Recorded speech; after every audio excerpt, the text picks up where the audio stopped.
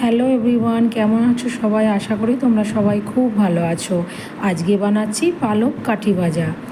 তো প্রথমেই এখানে আমি বেশ খানিকটা নিয়ে নিয়েছি বেসন, তাতে দিয়ে দিচ্ছি চালের গুঁড়ো, সাদা তিল, সামান্য একটু কালো জিরে, তার সাথে দিয়ে দিচ্ছি থেতো করে রাখা জিরে ধনে, আর দিচ্ছি কাশ্মীরি লঙ্কার গুঁড়ো, লাল লঙ্কার গুঁড়ো, হলুদ গুঁড়ো, স্বাদ মতো নুন। এবার সব কিছুকে ভালোভাবে মিশিয়ে নিচ্ছি। সব কিছু ভালোভাবে মেশানো হয়ে গেছে। এবার এতে দিয়ে দিচ্ছি 2 টেবিল চামচ রিফাইন্ড অয়েল। এবার ভালো করে রগড়ে রগড়ে ময়াম দিয়ে নিচ্ছি। এই ময়ামটা কিন্তু খুব ভালোভাবে টাইম ধরে করতে হবে, না হলে কাঠি ভাজাগুলো মুচমুচে হবে না। ময়াম যদি পারফেক্ট হয় তাহলে কাঠি ভাজাগুলো খুব ভালো মুচমুচে হবে। তো মোটামুটি আমার ময়াম দেওয়া হয়ে গেছে, আমি প্রায় 2 মিনিট মতো ময়াম দিয়েছি। এবার এতে দিয়ে দিচ্ছি পালং শাক বাটা।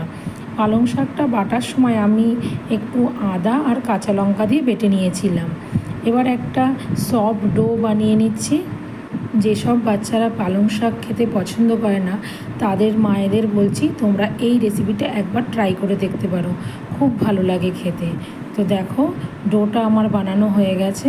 এবার আবার একটু সাদা তেল দিয়ে একটু হালকা হাতে মেখে নিয়ে রেখে দিচ্ছি, বেশিক্ষণ রাখার দরকার নেই। তো সাইডে এবার আমি একটা কাঠি ভাজা তৈরি করার যে মেশিনগুলো পাওয়া যায় সেগুলো নিয়ে নিয়েছি। এবার এতে তেল লাগিয়ে নিয়েছিলাম। এবার অল্প অল্প করে পোর্শন নিয়ে একটু লম্বা করে মেশিনে দিয়ে মেশিনটাকে সেট করে নিচ্ছি। আশা করি ভিডিওটা তোমাদের ভালো লাগবে।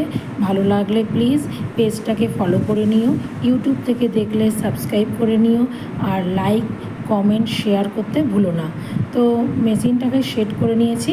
এবার গরম তেলে ছেড়ে দিচ্ছি আর একটা কাঁচি দিয়ে মাঝে মাঝে কেটে দিচ্ছি। এইভাবে কাঁচি দিয়ে কাটলে খুব ইজিলি কাঠি ভাজাগুলো তৈরি হয়ে যায়। এবার মিডিয়াম ফ্লেমে ভালোভাবে গোল্ডেন ব্রাউন হওয়া অবধি কাঠি ভাজাগুলোকে ফ্রাই করে নেব। দেখো বন্ধুরা, আমার কাঠি ভাজা একদম তৈরি। তাহলে কেমন লাগলো অবশ্যই কমেন্টে জানিও। টাটা।